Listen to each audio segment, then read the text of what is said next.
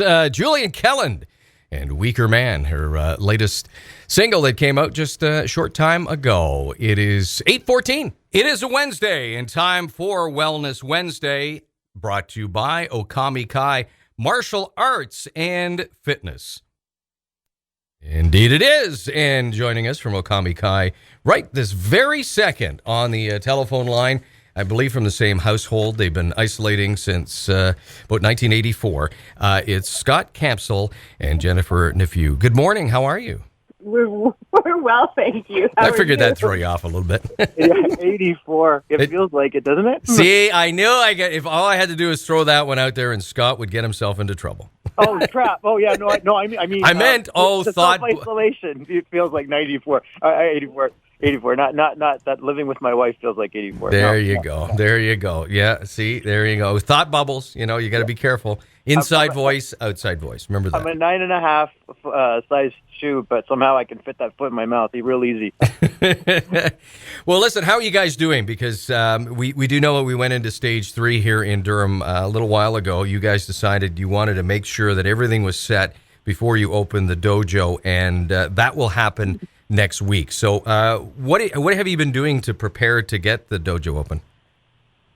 Well, cleaning, organizing. The class schedule was probably the toughest thing. Yeah, that was the last time we talked, and you weren't quite sure because there's a video component and then the live in-person component.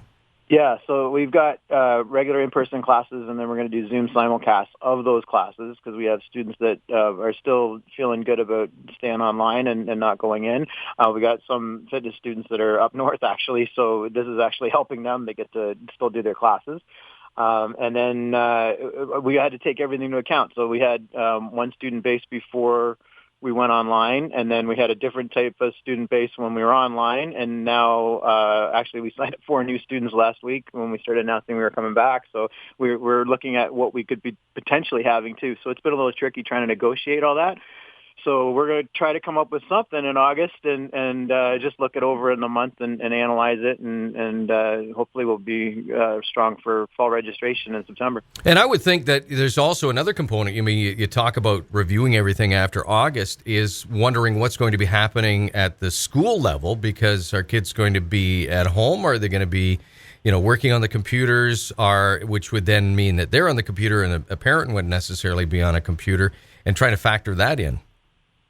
Yeah, so I think if we get our knickers in a twist about that right now this week, it can stress us out pretty massively. So we're just patiently waiting to find that out. I guess the government has said that August the 4th, which is the same day we're going back, is the day that they're going to announce that. And so we've already wrapped our heads around the fact that we're probably going to have to revamp everything again for September into the fall.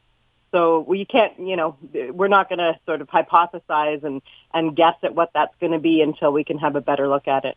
It may actually work to our advantage. It may actually work to the point where we can put daytime classes in and spread out the attendance a little bit better for all of our students.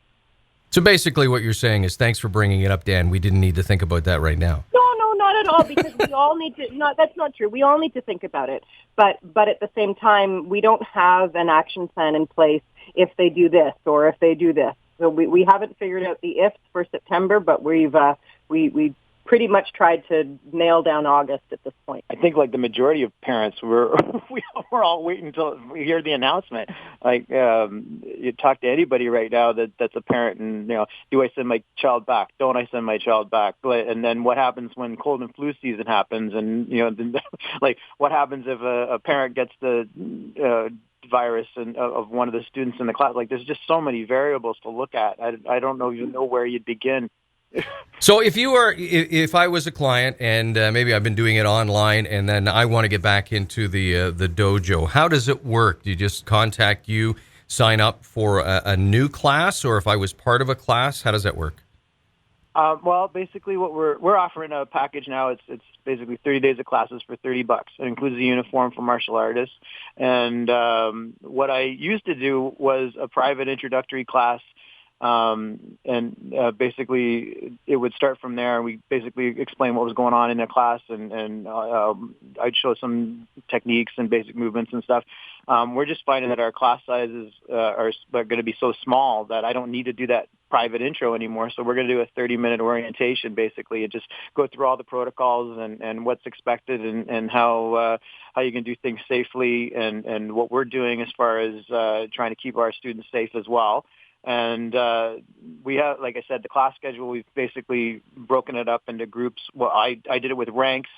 We've also broken it up into last names. It's just been anything we could do to try to spread it out as much as we could. And so, like I said, a beginner class really isn't going to be that intimidating to a beginner student. And actually, I was sort of joking around last night with the class last night. I said, where 6 months ago, parents were concerned that their child was going to get hurt doing martial arts with another child. And due to social distancing, this is probably one of the safest times you could ever do martial arts right now. Right, yeah. Now, what's your average class size now? Let me ask, what was your average class size, and what will it be now?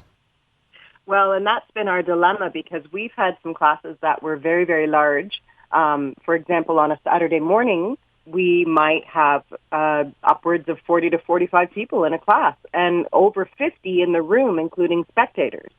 As much as we appreciate the fact that the government has allowed 50 people inside a building, our space doesn't accommodate that. Not for social distancing.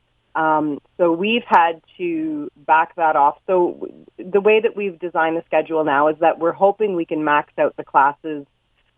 I think we're looking at approximately 14 to 15 for a martial arts class, and I think for my fitness classes I can actually fit about 18 in, which is good.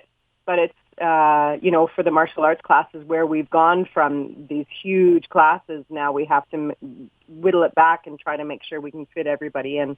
One thing we didn't talk about when you guys went to video, and I guess more the martial arts classes than the fitness classes, but that aspect of learning through osmosis, when you're in a group setting and people are doing certain things, sometimes you don't even realize that you're learning a technique or learning something because it's happening out of the corner of your eye and your brain's registering it and you're just kind of doing it.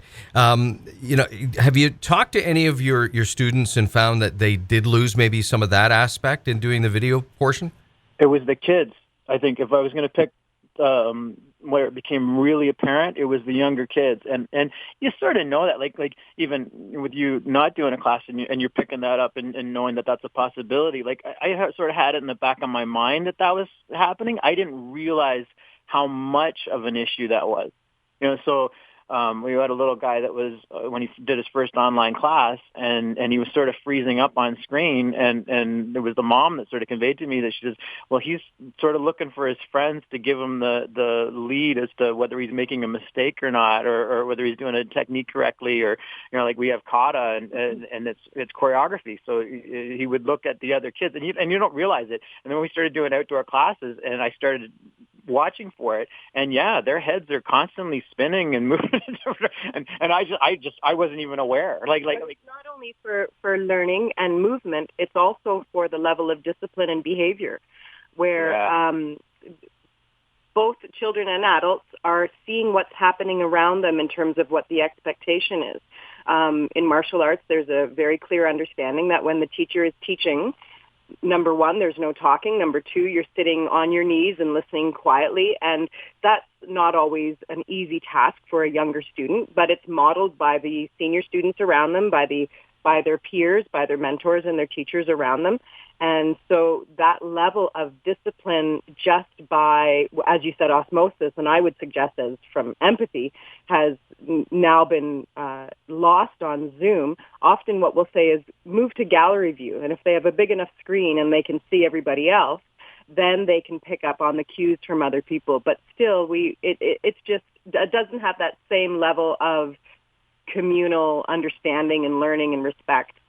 So we're looking forward to getting back to that. Well, even the kids trying to figure out stuff, like as far as how it works to be on TV. Like we had one little guy in particular, but all the kids are like this, but one in particular I know that he sort of thinks when he's at home that he's just in his house. Like, and I have to literally say his name. You know, and I'll say, okay, you need to get in a lower stance, or okay, you got to get off the couch, which is Yeah, that's not, we don't teach that stance. Yeah, we're looking forward to not having to tell people to get off the couch. So. Just a little guy. It's just so easy. You've got comfortable furniture right beside you, like and even something like drink breaks. Yeah, you know, yeah. like if we're in the dojo and there's a teaching moment. The bar is not open, you know. Believe me, if it was, I'd be there. But it's not that that easy to just go and do your own thing at your own time. So, well, you talk about having a water breaker in the dojo. I was watching the hockey game last night, and they now have crews that are wiping down both benches between periods, and trainers and maintenance crews are wearing masks. How are you guys handling it as far as, getting classes in and out of there?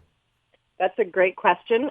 We've facilitated that in the schedule with a break between the classes, and in which time there will be prompt exiting.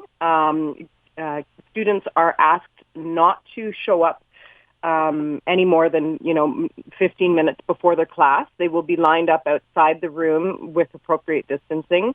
So once one class leaves, there will be some time where we can disinfect the things we need to disinfect, and then get the next class in and go on from there. And so that's a big learning curve for us, because we've often had class on top of class, where, students will come in for the next class and be watching the previous class, or parents will come in and watch. And so that's all new learning for us. And we're actually sort of excited about it, Dan, because I bought an electrostatic sprayer. Yeah. So this thing is actually put disinfectant, like a sanitizer inside, and then what it does is it positively charges the ions in the sanitizer. So most of the world has got negative charge, and so basically you spray this thing, and it actually hits. It'll go further. It finds all the ions that it has to deal with, and so in other words, I get to clean and look like Buck Rogers at the same time. This is it's like a dream come true. We are going to be looking for pictures. You know that. Of course. Do you not think I'm going to post them? Of course. Oh yes. That's only if I let him use it. Well, it'll be karate with Buck Rogers. How's that? Exactly. But obviously, I mean, I can hear a little bit of worry in your voice, but also some excitement as well to get back into a dojo. I think that's the right way to put it. Yeah, we definitely have a little bit of worry and a little bit of excitement. It's just different, and we want to do it the best we can. So and obviously we want to keep our students and their families safe. But at the same time, yeah, it feels really good when you can actually see somebody who's three-dimensional. You get used to the old one-dimensional person, but they will be back. Listen, we want to thank you both and wish you the best. Have a great holiday weekend and get set to reopen next week. Thank you. Thanks for having us. Okay. Have a good weekend. Thank you for being had. I always like to throw that one out there. Thank you. I know. Thanks for listening. Thanks, and we'll catch up with you guys again next week. Sounds great. Thank you. Take care. Bye-bye. Sky Campsall and Jennifer Neveu, and again, they are opening Okami Kai. The dojo will be back open again next week.